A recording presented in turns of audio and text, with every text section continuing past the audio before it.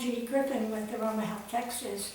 Today we're going to talk about cinnamon bark, which is an essential oil, and it's one of the oldest documented spices that we have. Some people consider it the oldest. I think black pepper should be included as one of the oldest. We'll talk about that another time.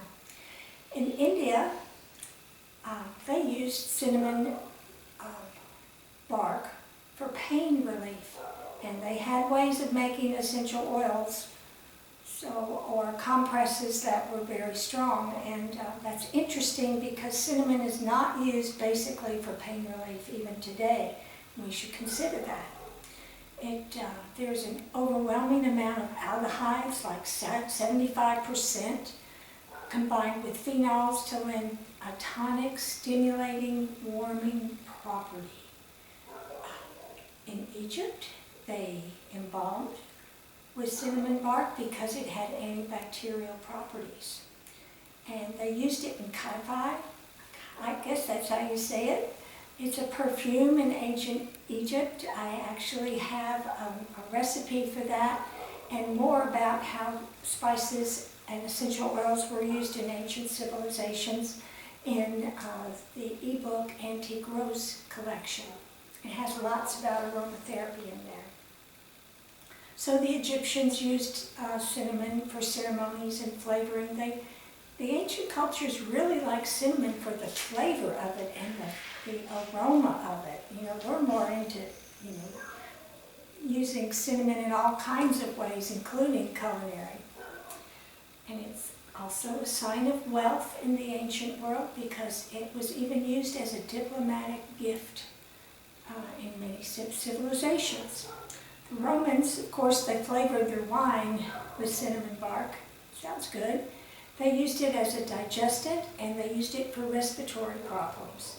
And, of course, they purified the air, and think about it, those people and the environment did not smell very well. Okay. So lots of cinnamon. The coumarin properties in cinnamon bark stop bleeding, and they help to regulate menses. Now going back to Hebrew ancient times in Exodus, the 30th chapter, 23rd verse, it was used as a holy anointing oil. The Hebrew priests actually used it to anoint themselves and also their holy vessels.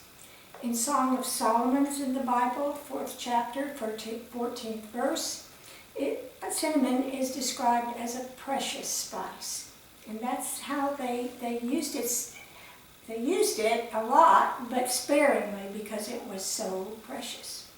Then you get into recent times, and in the 16th and 18th century, the Dutch and the Portuguese fought over Ceylon, which at that time all the cinnamon trees were growing. It's now Sri Lanka.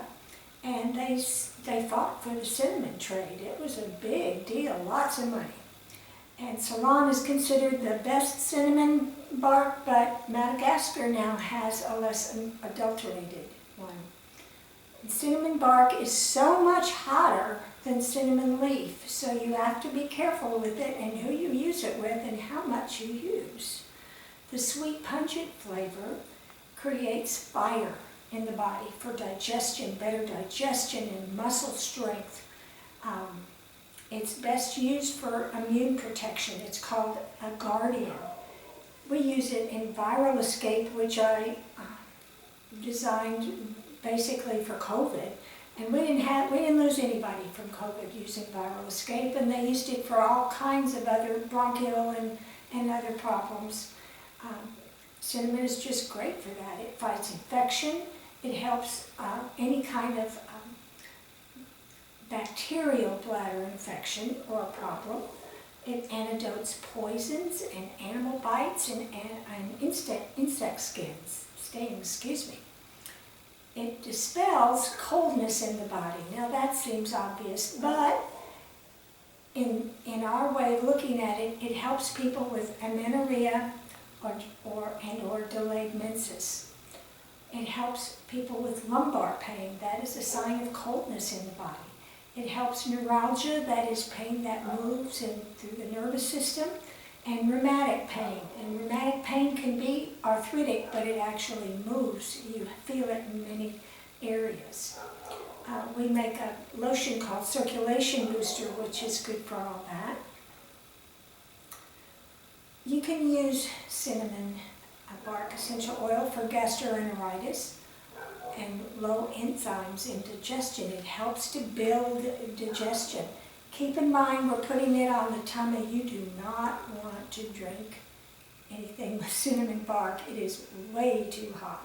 And in your blends, you might prefer to use cinnamon leaf because it is a little bit less strong, and that can be good for many people. We'll talk about that in a minute.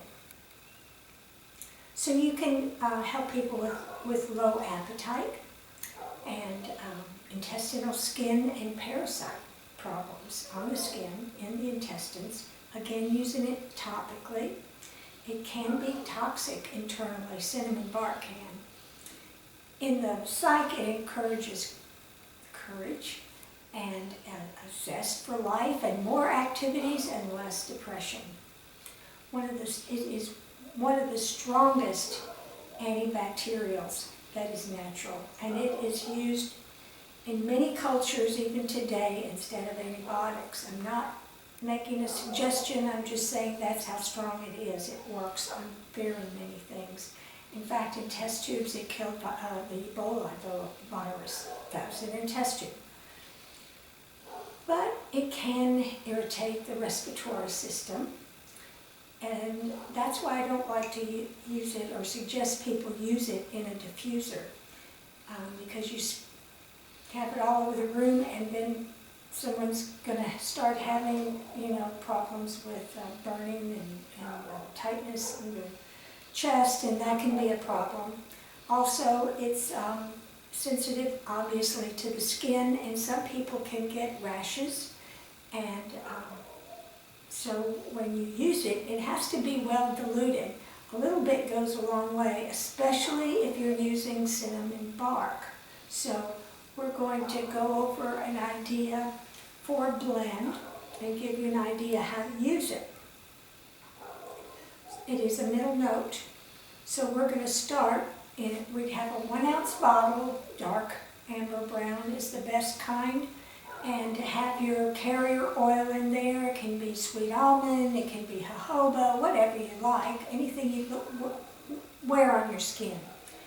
And then your low note, we talked about last week, frankincense, so that would be perfect. And your low note has 6 drops, and it extends the life of the cinnamon. Although anything you put with cinnamon, the cinnamon is going to overwhelm the flavor and the aroma of that blend. But still, you have to have a low note. And the middle note, of course, is going to be your cinnamon. But I suggest that you combine it with clove, and your middle note is 15 drops, so 7 drops each.